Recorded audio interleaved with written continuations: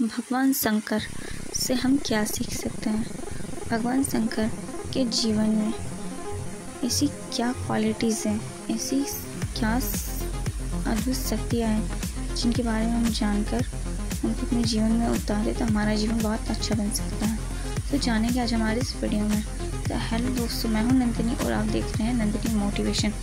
कहते हैं कि भगवान शंकर एक बहुत अच्छे आदर्श पति है, इसीलिए कहा जाता है कि भगवान शंकर को ही सभी लड़कियां पाना चाहती है।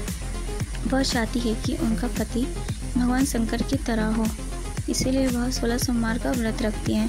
भगवान शंकर की बात की जाए तो वह माता पार्वती को अपने चरणों में नहीं बिठाते, ना ही अपने पीछे रखते हैं, बल्कि वह अपने साथ अपने बाजू में या अपने बगल में बिठाते हैं, जिससे कि हमें यह पता चलता है कि वह नारी को बहुत ही सम्मान और आदर करते हैं।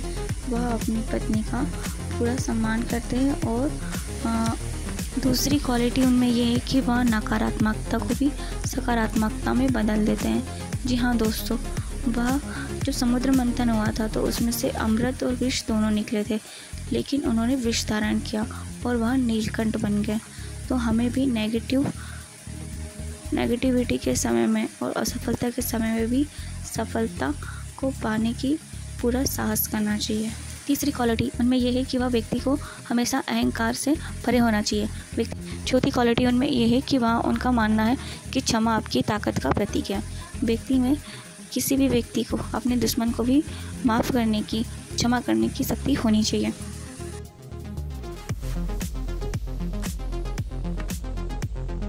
खुशी कभी भी भौतिकवादी चीज़ों में नहीं है, इसलिए उन्होंने हीरे मोती पन्ना को छोड़कर डमरू, जानवरों की चाल और मृगशाला पहनी है। उनकी पांचवी क्वालिटी उनमें यह है कि वह बुराइयों को नाश करते हैं। जहाँ दोस्तों वह अलग अलग रूपों में हर बार धरती पर जन्म लेते हैं और बुराइयों को नाश करते हैं। सात्विक क्वालिटी या सातवां गुण उनमें यह है कि वह किसी भी व्यक्ति में पक्षपात नहीं करते, चाहे वह उनके देवता हो या उनके राक्षस भक्त हो। वह कभी भी उनमें भेदभाव नहीं करते।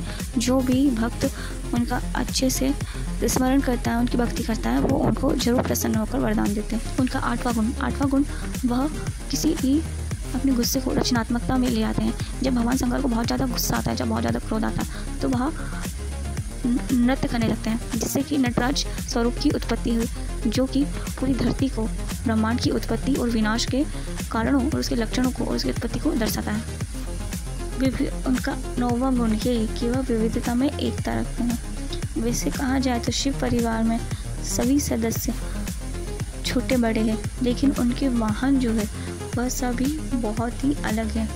भगवान शंकर की बात की जाए तो उनके गले में काला नाग है, माता पार्वती का वाहन शेर है, भगवान गणेश का चूहा और भगवान कार्तिकेय का मोर है। लेकिन ये सभी एक दूसरे के खाने वाले जीव हैं, लेकिन तब भी यह सुख से एक परिवार में अच्छी तरह से रहते हैं। तो इससे हमें यह सीख मिलती है कि हमें भी ऐसे ही रहना चाहिए।